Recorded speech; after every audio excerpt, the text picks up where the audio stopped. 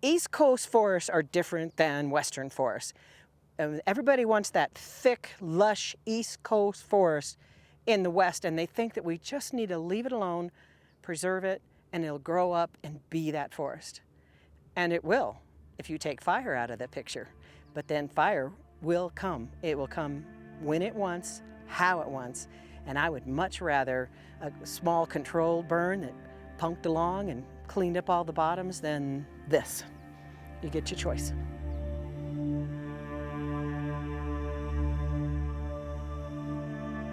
The Spring Creek fire near Levita is just one of several Colorado wildfires in recent years.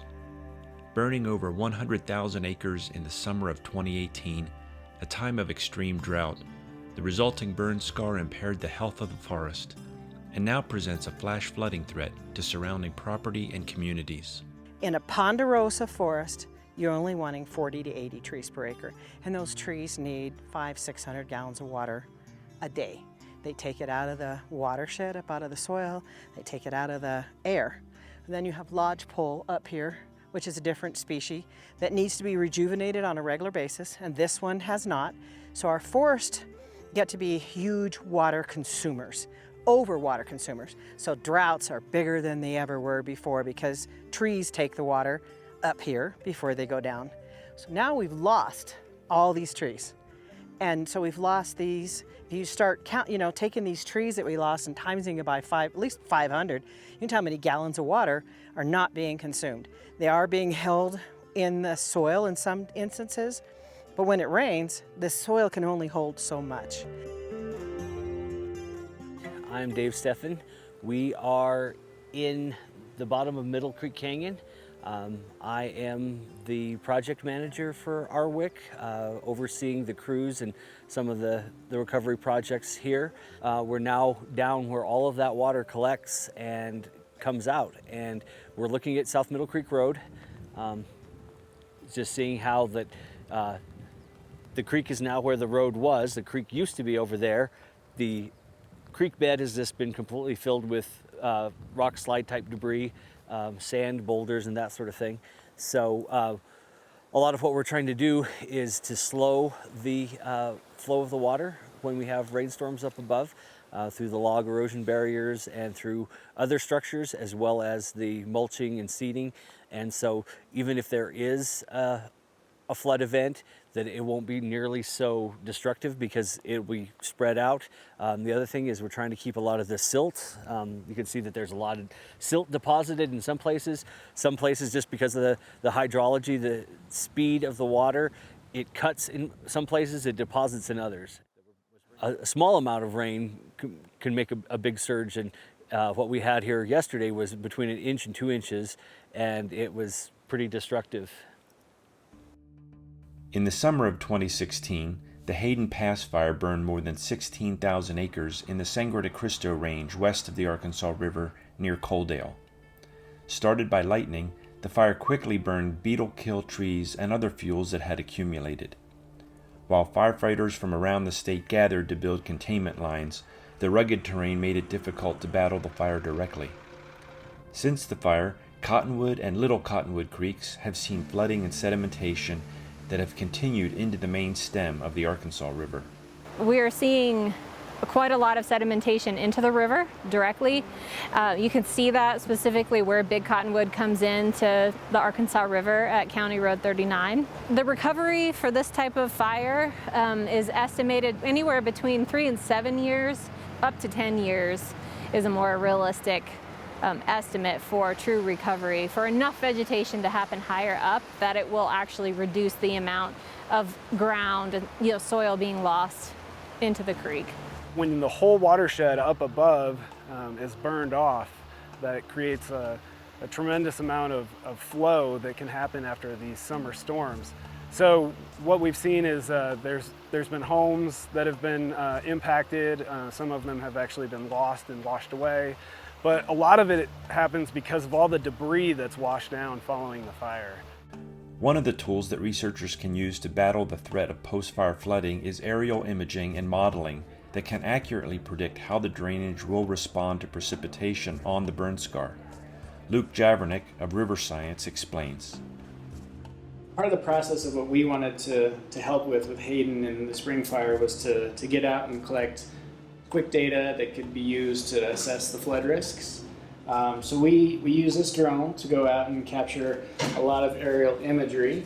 We use some pretty interesting software to take those aerial photos and actually build out a really detailed, accurate model. So this here is how we do it. All of these blue rectangles, they're the individual photographs. And then down below, by using triangulation, it can actually go through and reconstruct the 3D scene back from the 2D images. And that's what we have here. So it's a full 3D model of the river system, which is pretty cool. But the way that that's actually really valuable is now that we have this quick and cost-effective elevation map, we can bring it over into our hydraulic model. All of this has been just a great tool to quickly visualize the risks and to help us prioritize our projects as we move through into the recovery. My name is Andy Lurch. I'm with the Arkansas River Watershed Collaborative, and we're here today helping private landowners deal with post-fire flood recovery following the Hayden Pass fire here along Big Cottonwood Creek. It was a large and intense fire, but the most severe effects were felt after the fire in terms of the flooding and the impact to the community here. I believe there's been 9 floods since 2016, that several of which have impacted the homeowners here. They've never experienced any flooding on this magnitude. Many of them have lived here for quite some time. The first flooding we had was after the fire, and it was pretty disconcerting. At that time, the creek was still on level ground, and so the water was really coming out of it. Nobody was expecting anything like that, so it took us all by surprise. A couple years ago, once the creek banks had been cut down from the flood, we really got the big one that came through here and did a lot of damage, took out a couple homes to the south of us here. You know, that was the 100-year flood, they were calling it. That's the one that had everybody like, oh boy, this is a little worse than what we thought it might be. We've got the Colorado workforce out today, and they've been a tremendous help in adding the capacity that we need to help remove a lot of the debris that's found on these private parcels here. They're really providing a lot of the manpower that we need to get a lot of the work accomplished here. And it's a benefit for them to be able to provide a job. And from what I hear, they're really enjoying it. Initially here, we're focusing on life and safety, removing debris and the potential impacts if another flood comes. So hopefully we mitigate the damage that would happen if that occurs. And later, after we accomplish that and the flood risk subsides, we're really going to try and work more on habitat and restoration of Big Cottonwood Creek. My name is Luke McGarry, and I'm the supervisor of the Summer Youth Program. We work through UCOG. It's through the Workforce Center of Canyon City.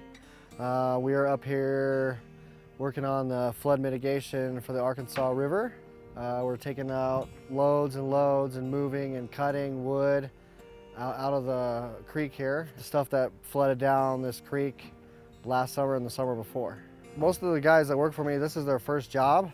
So we're teaching them that they have to show up on time, get to work, do good customer service, make sure we're doing the best job we can. These guys are really, really great. They're going throughout the homeowners' lands through here and doing what they can to pick up, clean up your properties and that and help out. So it's a really nice program what they're doing.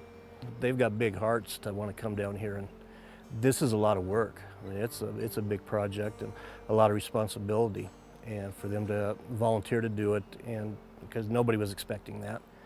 So I mean, they like I say, they've got big hearts, and they've got a lot of work ahead of them too. You know, people that didn't know each other on the road do know each other now, and you know, try to take care of each other and help each other out. In that way, it's been a good experience. So you just keep praying, and we'll get through it. It'll be fine. It'll all be good.